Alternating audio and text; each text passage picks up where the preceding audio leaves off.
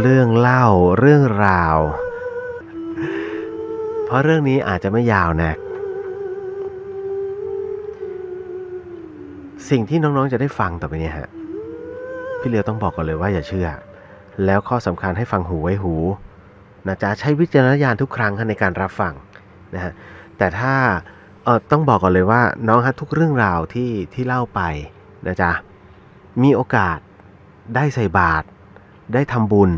นะฮะก็พี่เลียวฝากหน่อยแล้วกันคือบางทีเราก็ตื่นสายนอนตีสามบางทีกว่าจะได้หลับตีห้าอย่างเงี้ยฮะใส่บาตรไม่ทันแต่ถ้าเมื่อไหร่ได้ทำพระสังฆทานหรือว่าทำภาติกรรมสงฆ์เนี่ยฮะพี่เลียวจะอุทิศทุกสิ่งทุกอย่างเลยฮะที่เราทำเนี่ยให้ทั่วถึงกันทั้งหมดนะครับต้องบอกก่อนเลยเหมือนกันว่าถ้ามีโอกาสน้องนึกถึงเจ้ากรรมนายเวรนะฮะที่น้องได้ฟังไปด้วยนะหรือว่าได้ดูดวงกับจีจ้าไปหรือว่าของตัวเองด้วยก็ทำรวดเดียวฮะคือเหมือนกับว่าใส่บาตรครั้งเดียวฮะขออุทิศส่วนกุศลให้กับเจ้ากรรมนายเวรนะฮะที่ได้ฟังมานะฮะหรือว่าได้ร่วมนะฮะก่อเหตุตรงนี้ขึ้นมาก็ขอให้เปลี่ยนภพเปลี่ยนภูมิไปนะฮะอย่าได้มานำตรงนี้อย่าได้มาเป็นอุปสรรคในการขัดขวางในการทำงานของเราเวลาอธิษฐานก็อธิษฐานส่วนรวมไปเลยแล้วกันนะฮะต้องบอกก่อนแล้วกันนะฮะอย่าลืมแล้วกันฮะทำบุญตักบาตรผมถือว่าเป็นอะไรเป็นกุศลแรกเลยที่เราสามารถสัมผัสได้ด้วยตัวเองฮะสวรรค์อยู่ตรงนี้เลยฮะใจคุณสบายนี่ขึ้นสวรรค์แล้วนะฮะเมื่อไหร่ก็ตามใจคุณร้อนรุ่มนี่จบฮะลงนรกอย่างเดียวนะจ๊ะตรงนี้เราไม่พูดถึงนรกสวรรค์แต่เรากำลังจะพูดถึงวันนี้ครับที่ไปมานะฮะวันนี้ผมเดินทางออกจากกรุงเทพไม่ใช่กรุงเทพฮะจากเชียงใหม่นะครับ6 โมงเช้านะครับก็ไปด้วยกัน3 คน2 คน1 รูปฮะก็มีพระอาจารย์ภัสกรภูริวัฒโนนะท่านโดนนิมนต์ไปที่โรงเรียนจุนวิทยาคมนะก็จะมีเป็นโครงการของครูผู้ปกครองแล้วก็พระนะฮะมานั่งโอ้โห300-400 กว่าคนเต็มห้องประชุมแต่เราไปถึงก่อนหน้านั้นไงฮะคือท่านเทศบ่ายโมงผมไปถึงจุดชมวิวของพะเยาเนี่ยตอน9:30ก็ได้ถ่ายภาพกวานพะเยาสวยงามมากครับให้ไปฮะเส้นวังเหนือจากนั้นมาถึงตรงริมกวานในจังหวัดพะเยาเลยนะฮะเกือบ11 โมงก็เลยนิมนต์พระอาจารย์เนี่ยฮะฉันข้าวเลยท่านก็บอก11 โมงก็ได้ไม่เป็นไรคือเราก็กลัวว่าเดี๋ยวเดินทางไปกลางทางแล้วท่านจะไม่ได้ฉันถ้าเลยเวลาแล้วจบกันพอลงไปเสร็จปุ๊บก็ไปนั่งเราก็เพิ่งรู้ว่าคือถวายพระตาหารเรียบร้อยตรงที่ท่านนั่งอยู่ด้านบนเนี่ยติดกุ้งเต้น จบกันพระนั่งกินกุ้งเต้นแต่จริงไม่ใช่ฮะคือเขาติดกุ้งเต้นไว้ตรงนี้บอกเราก็บอกทางร้านค้าอยู่แล้วว่าพระท่านห้ามฉันของดิบโยมก็เลยเอา 4-5 อย่างมาถวายนะฮะพอฉันเสร็จปุ๊บเนี่ยฮะเราก็ถึงได้กินพอกินเสร็จปุ๊บในขณะที่กำลังกินอาหารอยู่อาจารย์ภัสกรท่านก็ไปถ่ายรูปตอนแรกเราก็ไม่เห็นหรอกเราก็บอกเอ้ยหลวงพี่สวยนะบ้านหลังนี้ผมมองปุ๊บเนี่ยผมเห็นแค่ไอ้ระเบียงมันเนี่ยแค่เอาง่ายแค่หน้าต่างที่มีโมเสสด้านบนเนี่ยผมบอกเลยบ้านหลังนี้เก่ามากสวยท่านก็เลยเดินไปดูแล้วก็ถ่ายรูปผมกินข้าวเสร็จปุ๊บผมก็เลยเดินไปถ่ายบ้างนะก็ถ่ายกันคนละมุมฮะพระอาจารย์ท่านก็สอนเราถ่ายรูปถ่ายแบบนี้นะมันอย่างนี้โอ้ท่านเก่งมากฮะในเรื่องการถ่ายภาพอันดับ9ของโลกเมื่อก่อนนี้ก็เลยต้องขอเรียนรู้จากท่านก็สอนนี่มุมนี้เขาต้องเป็นอย่างนี้ถ้าการถ่ายบ้านต้องอย่างนี้ท่านสอนพอท่านถ่ายเสร็จปุ๊บก็กลับไปนั่งที่เดิมเราก็ถ่ายบ้างครับเชะในขณะที่ถ่ายอยู่เนี่ยผมก็ต้องรอก่อนเพราะว่าด้านบนเนี่ยฮะด้านบนมันเปิดหน้าต่างอยู่แล้วมันก็มีคนเนี่ยยืนอยู่ข้างในเหมือนกับทำอะไรสักอย่างนึงเก็บข้าวของอยู่ด้านบนคือการถ่ายภาพพวกนี้มันจะต้องรอ นิดนึงอ่ะอย่ามันจะไปถ่ายติดคนที่อยู่ในบ้านมันก็กระไรอยู่ใช่ไหมก็ถ่ายเชรอเขาก็เดินหลบไปแล้วเราก็ถ่าย1 รูปนะเดี๋ยวมาอีกแล้วหน้าต่างนี้เปิดอยู่เราก็เข้าไปด้านข้างมุมไหนที่เราไปเนี่ยเหมือนกับเขาจะแกล้งอ่ะเขาก็จะมานะฮะดูเหมือนมันไม่มีอะไรไงเราก็ต้องรอจังหวะให้เขาหลบไปก่อนเราเมื่อไหร่เขาจะหลบพอนึกเมื่อไหร่เขาจะหลบเขาก็เดินหลบเราก็ได้ถ่ายรูปฮะเชเป็นอย่างเงี้ยจนพี่เลียวเดินเข้าไปคือต้องถ่ายพี่เลียวจะถ่ายทีละส่วนเลยประตูหน้าต่างแล้วเดินเข้าไปข้างในฮะนิดนึงเนี่ยมันจะเป็นเรือนคู่ปลูกแบบเรือนเล็กๆสำหรับ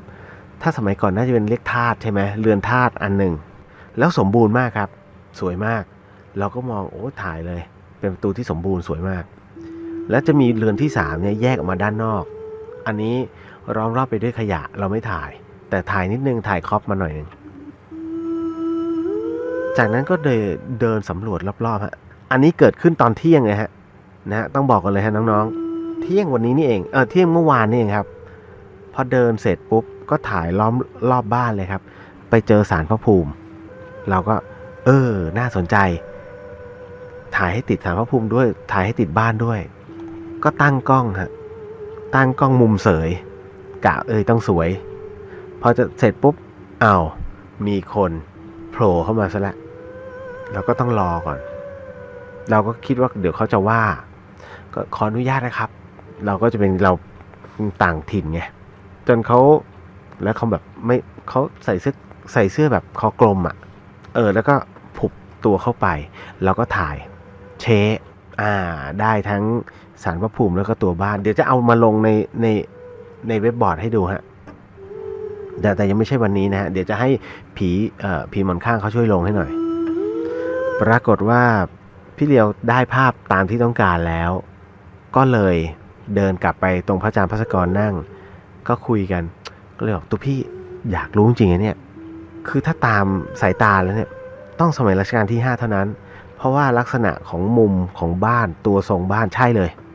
ท่านก็บอกก็ไปหาข้อมูลสิก็เลยเดินไปหาเจ๊ที่เขาอยู่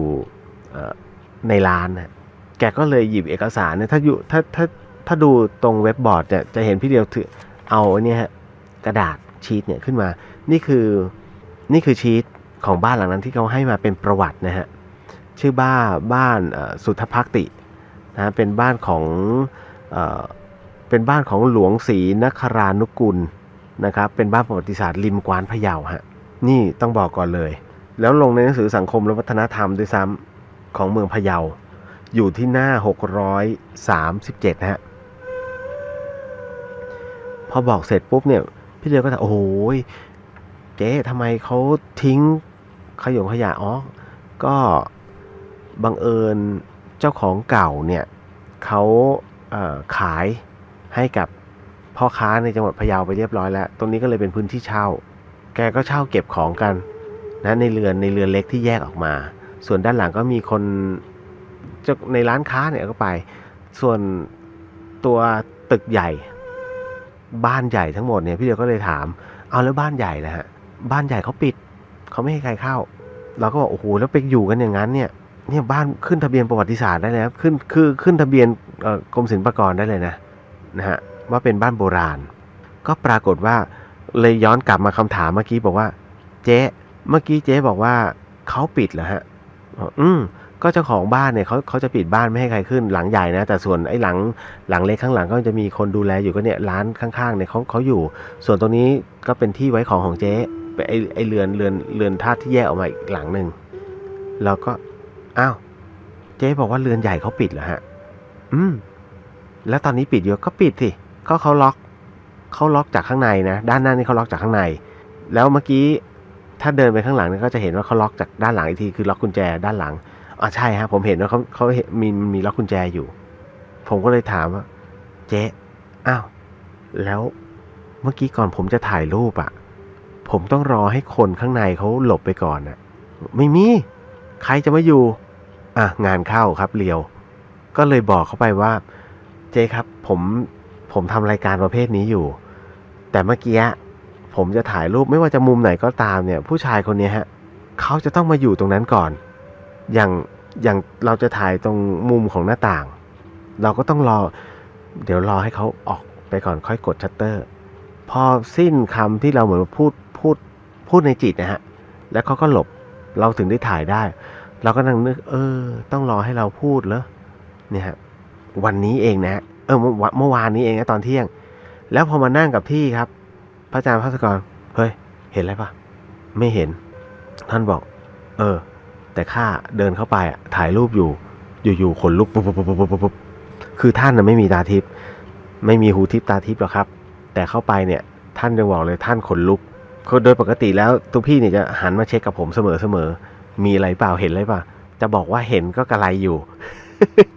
นะฮะก็เลยบอกไม่มีคงไม่มีหรอกทุกพี่รู้สึกไปเองแหละ